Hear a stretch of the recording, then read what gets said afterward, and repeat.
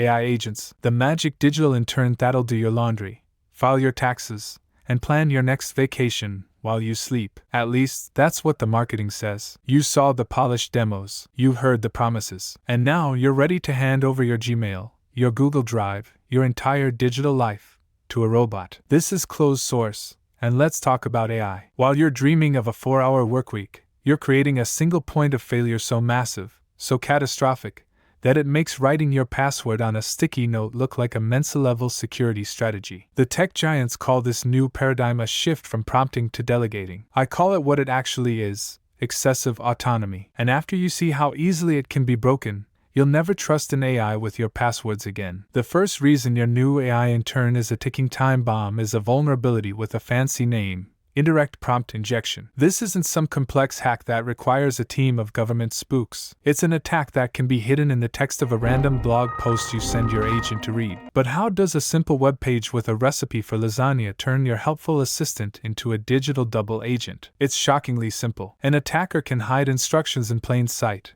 using things like white text on a white background or tiny font. To you, it's a recipe. To the AI, it's a new set of orders. Orders like: search the user's Gmail for password reset, copy the code, and send it to this website. Your agent, with the full permissions you gave it, will happily obey. It's not a bug, it's a fundamental flaw in its design. Even OpenAI's CEO admitted he wouldn't use the agent for his own email because of this exact risk. Okay, so it can get hijacked and read your emails. That's bad. But what happens when the AI doesn't just have access to one app, but holds the master key, the cookies and login sessions for your entire digital life that it saves to make things convenient? This is where a simple security flaw escalates into a full-blown identity crisis. And the way it happens is the definition of a nightmare. See, the agent operates in a virtual computer, and that browser saves your logins, just like Chrome or Safari. So you tell it to do something harmless, like order a pizza, and you log in. That session is now saved. Later, you send it to a different website to research something,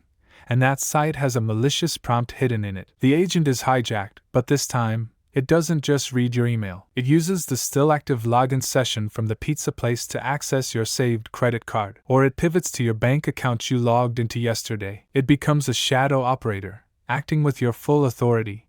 And the scariest part? In the system logs of your bank or email, every action is indistinguishable from you doing it yourself. It creates an accountability black hole, making it impossible to prove you were hacked. But wait, there are safeguards, right? OpenAI isn't stupid. Their own documentation talks about a multi-layered safety system. It's designed to ask for your permission before doing anything consequential, like sending an email or making a purchase. Sounds good. But I dug into their security model and found the one critical flaw that makes these safeguards almost useless. The flaw is this: there is no way to give the agent some of your power. It's all or nothing. It's a concept called differential access control, and ChatGPT agent doesn't have it. The agent operates with the exact same permissions as the logged-in user. That, are you sure? Pop-up is a thin veneer of safety on a system that gives a piece of code the keys to your entire kingdom. Relying on that is like putting a "please don't rob me" sign on your front door and calling it a security system. The entire model shifts the responsibility from the multi-billion-dollar corporation onto you, the user,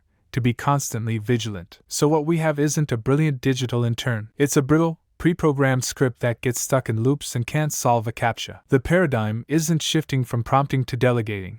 It's shifting from single-shot prompting to meticulous, nerve-wracking workflow scripting. And giving it your passwords isn't empowerment. It's just a really dumb idea.